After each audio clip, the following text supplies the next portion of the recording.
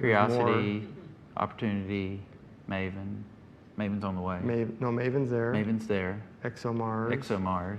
MRO. MRO. Odyssey. TGO's on the way. So there's 6 at Mars, so yeah. There's a lot.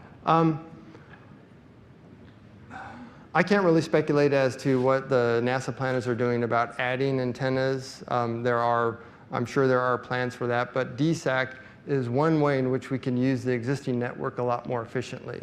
And so in that architectural trade, the planners need to decide, is it more cost effective to put a DSAC on board a spacecraft and expand our user base that way, or adding more antennas? And I'm sure the answer to that will depend on how well we are at reducing the size of DSAC, making it more affordable for next users, and putting that into the mix of the planning.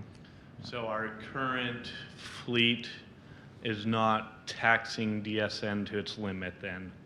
Not right now. Okay. But when I start looking at the Armada vehicles that the human program is contemplating, I don't know, maybe that could change. Yeah. Thank The you. DSN has a lot of, I mean, it's busy.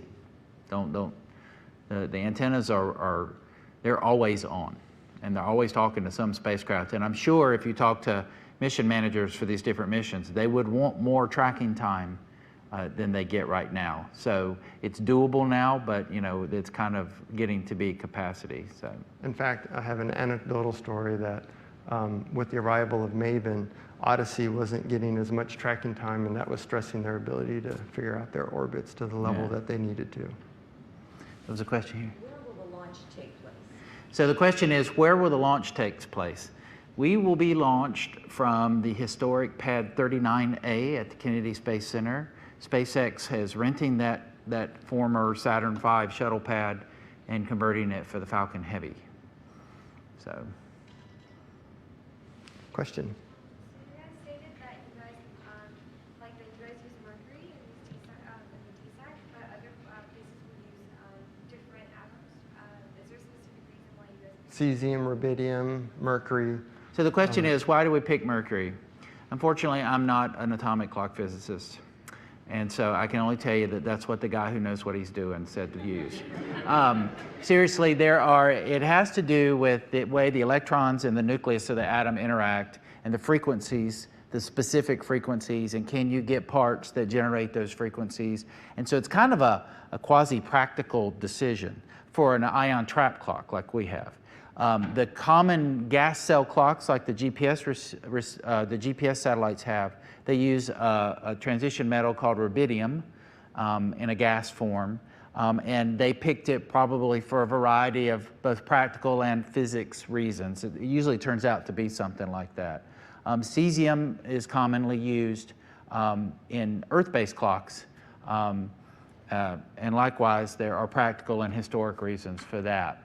But you can do it with a wide variety of atoms. It just depends on really whether or not you can, how hard or easy it is to actually build it, to construct it. And one more note to add on performance.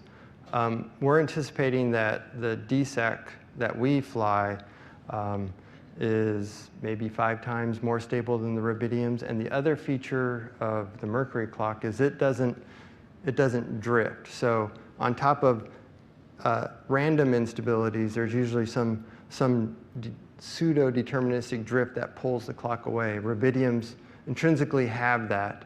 DSAC will not. And so if you factor that effect with the instability, we're about 50 times more accurate than the flying GPS clocks today.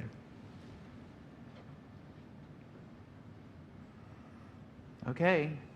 I only see 2 people we put to sleep, so that's pretty good out of this crowd. So, any other questions? I think we're done. Thanks again.